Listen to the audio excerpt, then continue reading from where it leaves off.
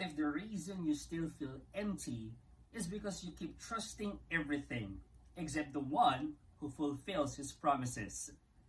Be sure na patapusin mo ang video na to para malaman mo ang one big powerful message sa'yo ni Lord that can change your life.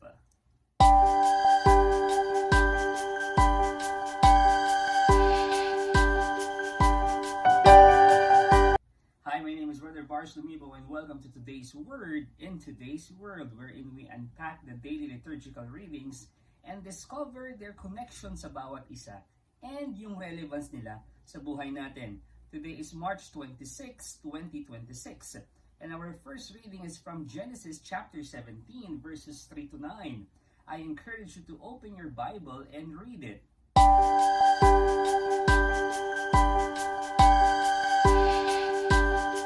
Today's first reading reveals a deeply personal moment between God and Abraham, where God reaffirms His covenant and reshapes Abraham's identity and mission. Yung pagyuko ni Abraham, ito po ay isang posture of complete surrender and reverence. Isang pag-acknowledge na yung mga pangako ng Diyos ay mas malaki, mas malawak, mas maganda pa kaysa sarili nating pag-intindi. Ang Diyos pinalitan ng pangalan ni Abram, ginawang Abraham, signifying not only a new name, but a new calling. At ano yon? To become the father of many nations. Ito po ay nagpapaalala na kapag ang Diyos pumasok na sa buhay natin, hindi lang siya nagbe-bless. Binabago niya ang buhay natin at binibigyan niya ang buhay natin ng mas malaking purpose pa sa sarili natin. The covenant is not based on Abraham's perfection, but on God's faithfulness, extending even to future generations. In today's world, this scripture reading invites us to trust in God's promises even when they seem impossible, and to live a way that honors our relationship with Him. Tulad ni Abraham, tayo rin po ay tinatawag to walk before God with faith, knowing that His plans for us reach far beyond what we can see, sustained always by His enduring grace.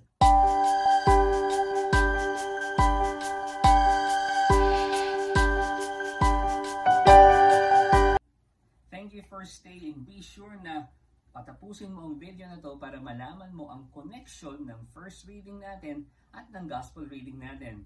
Our gospel is from John chapter 8 verses 51 to 59. I again encourage you to open your Bible and read it.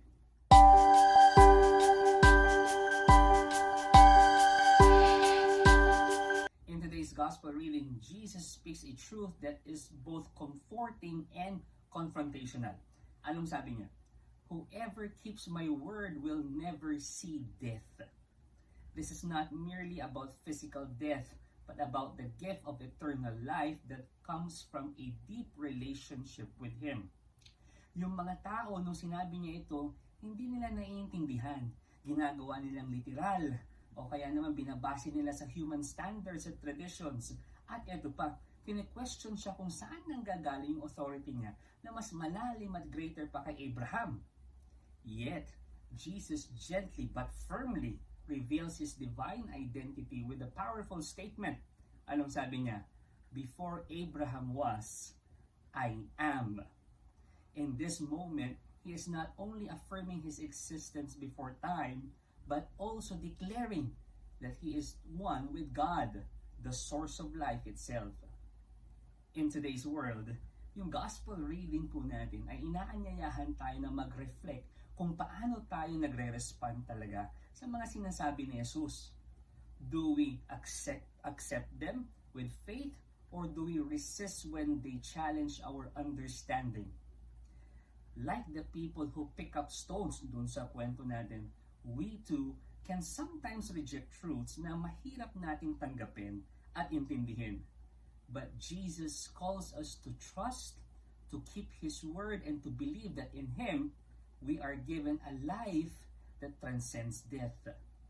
Sa gitna ng paghihirap natin at mga uncertainties sa buhay, His promise remains, and it is firm.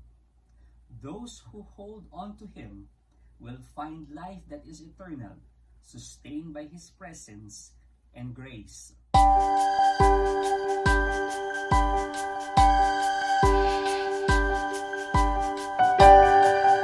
Now let's tie the first reading and the gospel reading.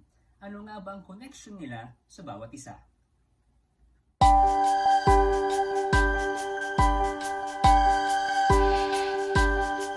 The first reading is from Genesis chapter 17 verses 3 to 9. It shows that God establishing covenant with Abraham, marking a relationship built on promise and faithfulness. Ang gospel naman from John chapter 8 verses 51 to 59 reveals Jesus as the eternal I am, the fulfillment of God's covenant and the source of eternal life for those who believe.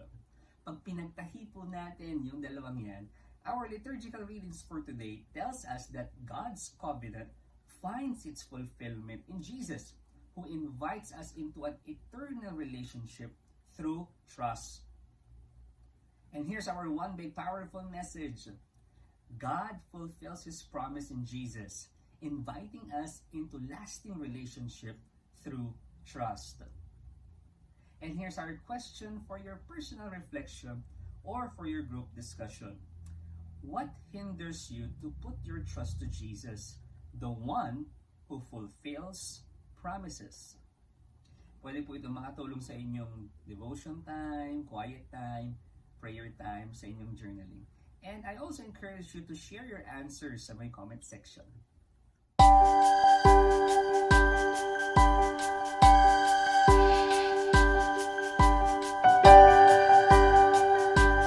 Friends, if you are blessed by this episode, please be my partner.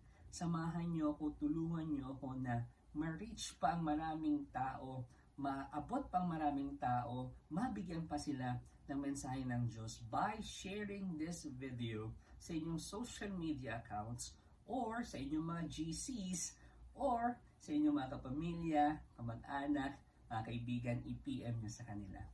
Let's spread God's love and message sa lahat ng pwede nating mapagbigyan. Also, I encourage you to follow me on my social media accounts and subscribe to my YouTube channel for more inspiration and motivation plus action. Again, this has been Brother Bars Lumiba for another episode ng Today's Word in Today's World. I'll see you next time. God bless you more. Mama Mary loves you.